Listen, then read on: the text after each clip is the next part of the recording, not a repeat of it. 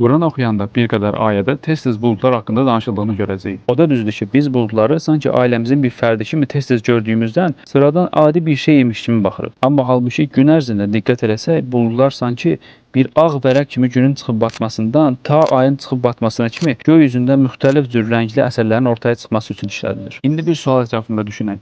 Buludların ağırlığı nə qədər olar? Əgər haqqında məlumatım olmasaydı, normal olaraq yüngül bir şey olduğunu düşünərdim. Çünki istər-istəməz insan məntiqinə də sığmaz ağır buludların göy üzündə gəzməyi. Nəticədə o qədər şey içindən keçir. Hətta dilimizdə buludların yüngüllüyünü ifadə etmək üçün buludlara pambıq bənzətməsini də çox eşidirik. Amma əslində baxsaq, buludlar düşündüyümüz kimi yüngül deyil. Son illərdə əlimizdə olan texnologiyalar vasitəsilə aparılan araşdırmalar bizə onu göstərir ki, buludlar tonlarla su daşıdığı səbəbilə həqiqətən böyük kütləyə sahibdirlər. Məsələn, Sirius buludları ən xəfif buludlar olaraq bilinir və ya Stratus buludları təqribi bir neçə tondan yüzlərcə tona kimi çıxa bilir. Hətta Cumulonimbus buludları 500 min tondan yuxarı çəkid ola bilir. Bəs bu məlumatları niyə verirəm? Çünki biz bu məlumatları əlimizdəki texnologiyalar vasitəsilə son illərdə öyrəndiyimiz halda Ərəb surəsinin 57-ci ayəsində o küləkləri rəhmətinin önündə müjdə olaraq göndərəndir. Nəhayət küləklər ağır buludları daşıdığı vaxt, Səhaban siqalən, ağır buludları daşıdığı vaxt deyə buludların əslində ağır olduğu bizə bildirilir. İndi düşünün, belə bir iddianı 1400 il qabaq bir insan necə eləyə bilər?